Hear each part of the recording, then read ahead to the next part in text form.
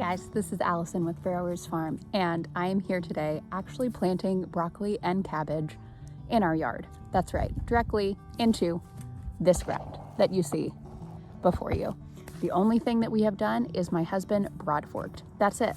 Let me switch the camera for you. Okay, so here is the cabbage and broccoli, and there's another tray behind the camera that is setting the camera up, so I'm going to leave it there. But it looks exactly like this one. And I am planting it directly in the ground. And that is because, I'm waving to my daughter right now.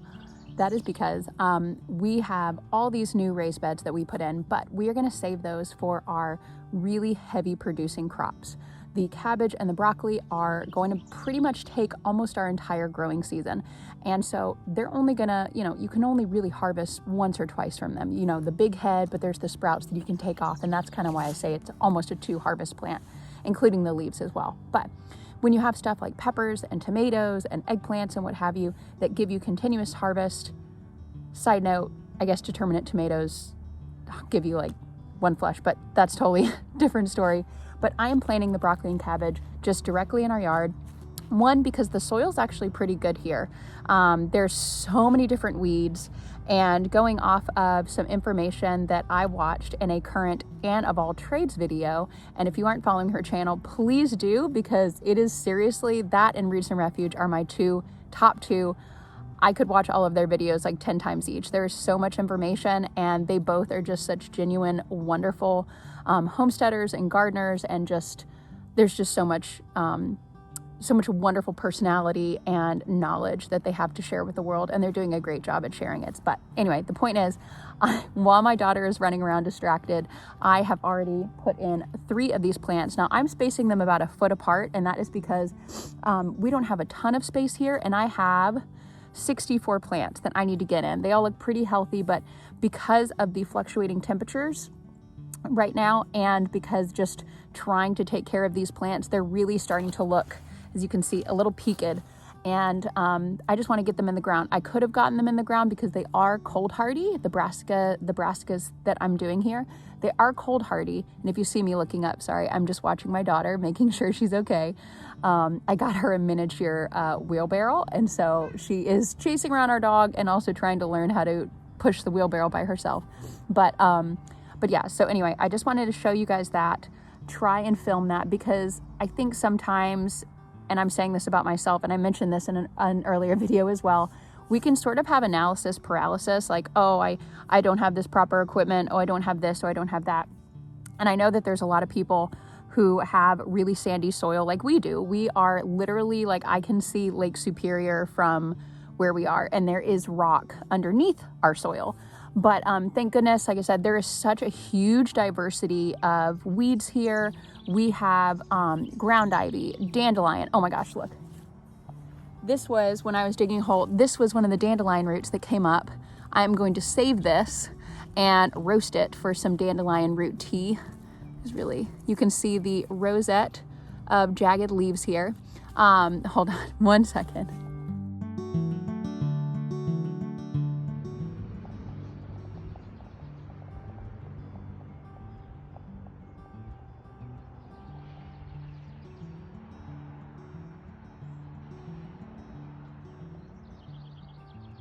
Delilah, you want to come here, baby?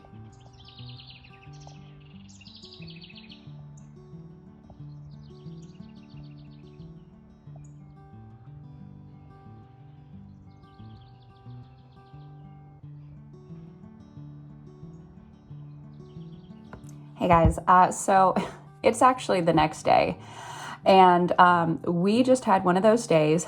And I am going to continue with this video, but I just thought, like, oh, this is going to look really weird jumping from one scene to the other, and just thought I would give you a brief explanation because you guys deserve that. So we had just quite the day. We had some personal things came up that I wish I could tell you all about, but it was just kind of very unexpected, very crazy. And so when you know, if you're in a time crunch and trying to get your garden planted because your plant starts are just looking really peaked and they've just been in the same soil for a while, and it's like, okay, it is time to get them in. And that's how it was with those broccoli and cabbage. seedlings. Yes, ma'am. And I just really needed to get them in. And with everything that happened yesterday, I did not set up my camera or my phone and film the rest of the plantings because it was just kind of like a mad dash.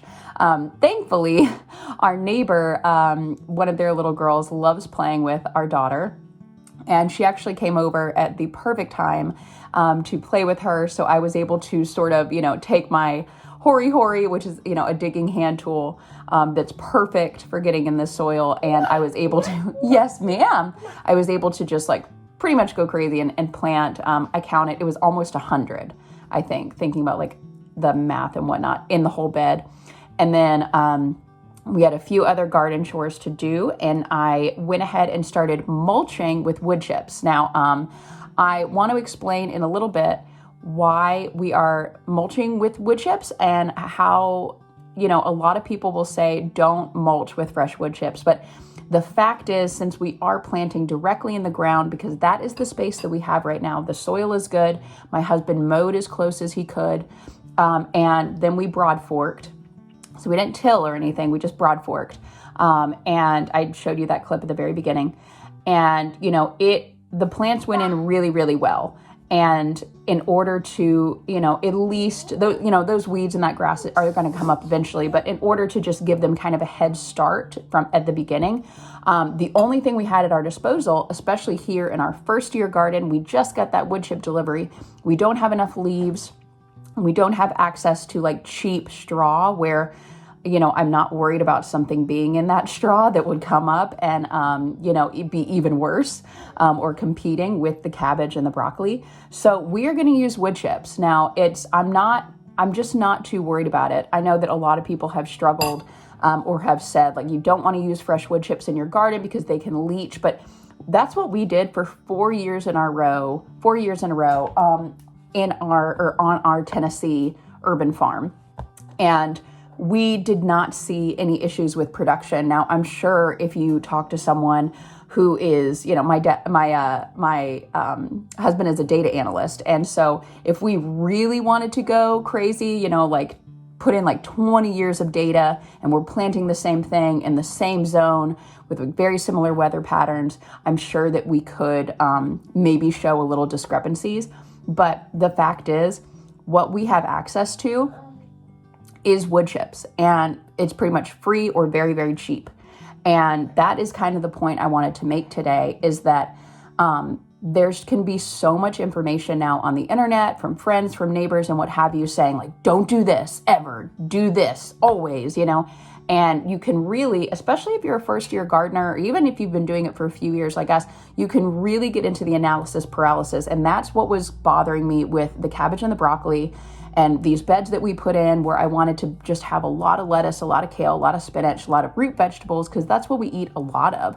And I was like, oh my gosh, like all these almost 100 broccoli and cabbage plants are going to take up all of our raised bed space. Like, what the heck are we going to do? And then I noticed that long patch. I'm like, it's in full sun, the long patch in our yard. It's like, it's in full sun. The ground is great. Why don't we just mow it and broad fork it, And that's what we did. And they went in perfectly. Now, sure, at the end of the season, we'll see. And we are combating rabbits for the first time. We've really had to tackle deer when we were in Tennessee, and squirrels and what have you. And most of the time, we pretty much just overplant as much as possible. I hate to say that. And, I'm very hesitant to use like cayenne pepper, or like, I know someone said like using those like skewer sticks pointed up, at your plants, but we have a toddler running around in the garden. And so using cayenne pepper or those skewer sticks around our baby plants, I'm a little worried.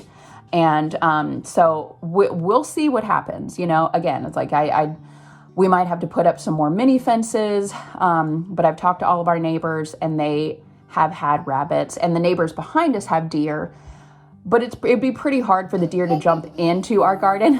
Yes, ma'am. Did you eat your banana? But anyway, I just wanted to give you guys that brief explanation so you're not like, what is going on? You're not like, what the heck is going on? Why are suddenly all these broccoli and cabbage plants planted? So I'm going to show you guys what that looks like and how we started mulching with it. Again, if wood chips have not worked for you and you've seen a depletion in the health of your plants, in your harvest, please let me know in the comments below. Again, it's just what we have access to right now. And I had all these plant starts. I'm really bad about like pricking out plant or seedlings when they're really small. So I just up potted pretty much all of our cabbage and broccoli. And like, that's just how it is right now. And if we even get half of that harvest, I will be grateful. You know what I mean? Okay, here we go. So as you can see, here is the start of the width of the bed. And we did 4 across. So there's 2, 3, and then 4 with another stake. And I only got, as you can see, I only got the mulch about here and here. And this just goes all the way down. And I don't know if you can see those other 2 stakes at the end. But you can see this is sort of like risen up a little bit. And that's where my husband broad forked this. And I can't tell you how thankful we are that we bought a broad fork years ago. We have used it in every gardening year. And I think it is one of those amazing no-till tools, because you know, you're not stirring up everything, right? You're simply, you know, getting those blades in straight down and then just lifting the soil. So you're not, you know, mixing those like weed seeds and what have you.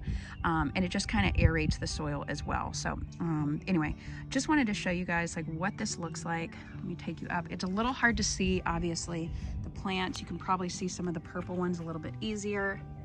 Here, like I said, I just have a mix of cabbages and broccoli, and like you say, like this is all in the yard here all the way down. I'm gonna try and get to mulching the rest of this, but yeah, I guess I just wanted to post this as an encouragement, even though yes, we have all these raised beds and it might seem kind of insane to some people, but I am, you know, I am an ex-chef and very much a foodie, and so growing as much as we can, as much diversity as we can, is one of the things that it's really always gotten me through the year and to the gardening season and through the gardening season. Growing as many herbs as possible and beautiful edible flowers, just things that you know, really make me excited to cook. I mean, I'm always excited to cook. That's always been me.